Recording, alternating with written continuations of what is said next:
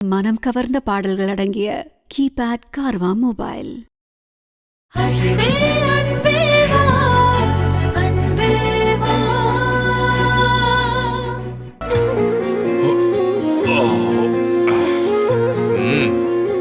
நல்லா சாப்பிட்டாச்சு. பூமி கையால சமைச்சு சாப்பிட்ட அதே ஃபீலிங். கண்மணிக்கு எப்படி பூமியோட சமையல் ஸ்டைல்லாம் தெரிஞ்சது? செந்திரை வெண்ணிலா பக்கமாய் வந்ததே, விடியாத காலை ஒன்றை நாளும் கேட்டேனே. என்னிலே என்னவோ உள்ளமும் துள்ளுதே, அடங்காத காதல் ஒன்றை நீயும் தந்தாயே. கண்மணி, நிஜமாவே இன்னைக்கு சாப்பாடு சூப்பர். பூமி கையாலே சமைச்சு சாப்பிட்ட மாதிரி இருந்துச்சு. உங்களுக்கு சந்தோஷம் திருப்தினா அதை விட பெரிய சந்தோஷம் இந்த உலகத்துல வேற எதுவும் இல்ல. அம்மா, நீ எப்படி பூமி சமையல் அந்த ஸ்டைல்ல, அதுவும் ருசி கைப்பக்குவம்லாம் மாறா? அது சஸ்பென்ஸ். இந்த கிஃப்ட் பாக்ஸ்ல என்ன இருக்கு? Top suspense.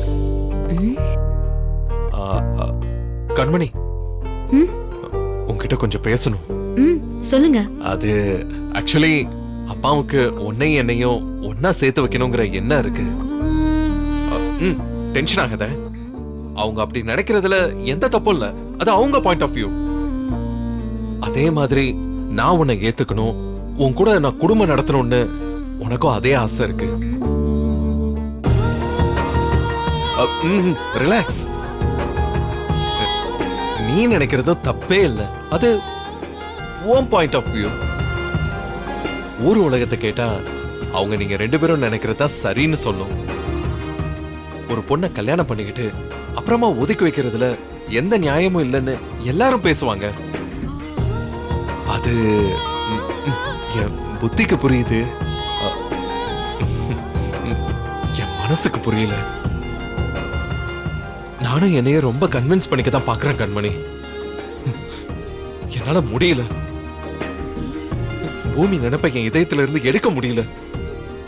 அவ இறந்துட்டாங்கிற நினைப்பையே என்னால முதல்ல ஏத்துக்க முடியல.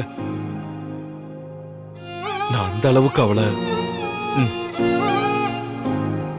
பூமியை வச்ச இடத்துல என்னால வேற யாரையும் வைக்க முடியல கண்மணி. நான் என்ன பண்றது, நீயே சொல்லு. உன்னை பார்த்தா எனக்கு பாவமா தான் இருக்கு. எனக்கு வேற எந்த ஃபீலிங்ஸும் வர மாட்டேங்குது. புரியுதுங்க. நீங்க அதுக்காக கஷ்டப்படாதீங்க. நமக்கு என்ன கிடைக்கும்னு கடவுள் எழுதி வச்சிருக்காரோ அதுதான் கிடைக்கும். அது தெரியாம நம்ம இஷ்டத்துக்கு ஆசைப்பட்டா ஏமாற்றம் தான் மிஞ்சும். சைக்காலஜி படிச்ச எனக்கு இது கூட புரியாதா என்ன? நான் இப்படி பிராங்கா பேசுறதுக்காக என்ன மன்னிச்சிரு கண்மணி. அதெல்லாம் தேவையில்லைங்க. என்னை ஏமாத்தணுங்கிறதுக்காக நீங்க கிடைச்ச சந்தர்ப்பத்தை யூஸ் பண்ணிக்கிற ஒரு ஆம்பளையா இல்லாம உங்க மனசுல பட்டதை வெளிப்படையா பேசுறீங்க பாருங்க, இதுதான் எனக்கு பிடிச்சிருக்கு. உங்களை எப்பவுமே நான் உயர்ந்த இடத்துல தான் வச்சிருக்கேன். நாம குடும்பம் நடத்தி தான் ஆகணும்னு நம்மள யாரும் கட்டாயப்படுத்த முடியாது. நீங்க எப்பவும் நீங்களா இருங்க. நான் உங்களை டிஸ்டர்ப் பண்ணவே மாட்டேன். ஆனா அம்மா கிட்ட நீ வேற ஏதோ ப்ராமிஸ் எல்லாம் பண்ணிருக்க. ப்ராமிஸா அக்ரிமெண்டான்னு கேட்டா நமக்குள்ள நம்ம போட்டுக்கிட்ட அக்ரிமெண்ட் தாங்க பெருசு. தேங்க்ஸ் கண்மணி. ஸ்கூல் காலேஜ் டேஸ்ல நம்ம நல்ல ஃப்ரெண்ட்ஸா இருந்தோம். சீனியர் ஜூனியர்னு பேசிக்கிட்டு இருந்தோம். இப்போ அதே ஃப்ரெண்ட்ஷிப்பை மெயின்டைன் பண்ணலாம்.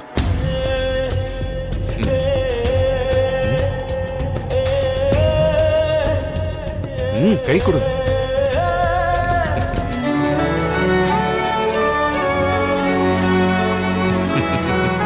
அப்போ இனிமே ஃப்ரெண்ட்ஸ். தேங்க்ஸ். Good night.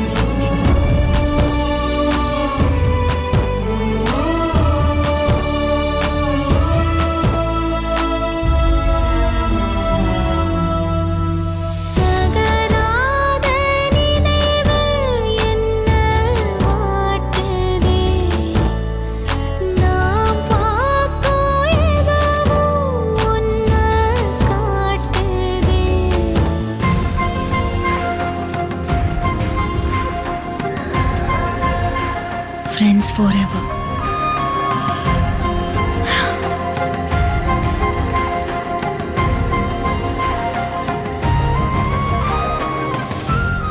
விடமாட்டேன் கிருஷ்ணா. இறந்து போன பூமியை நினைச்சு நீங்க வாழாமலும் என்ன வாழ விடாமலும் இருந்தா நம்ம பூமிக்கு அது பிடிக்காது.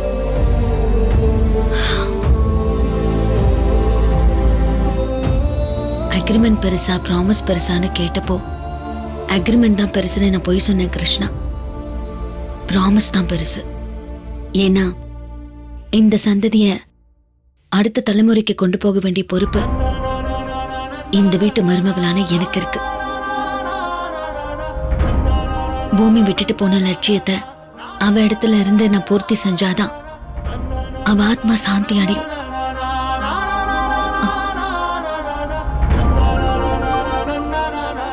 அதுக்காக நான் உங்களை கட்டாயப்படுத்த மாட்டேன். நீங்க மனசு மாறுற வரைக்கும் நான் காத்துக்கிட்டே இருப்பேன். அது கூடிய சீக்கிரம் நடக்கும்.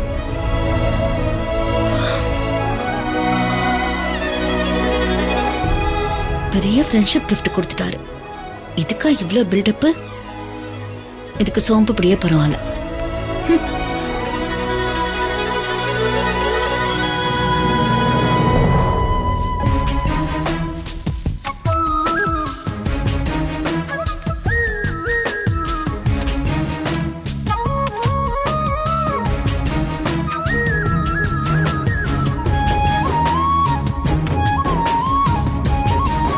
பெரிய கிஃப்ட் தான் ஃப்ரெண்ட்ஷிப் கிஃப்ட்.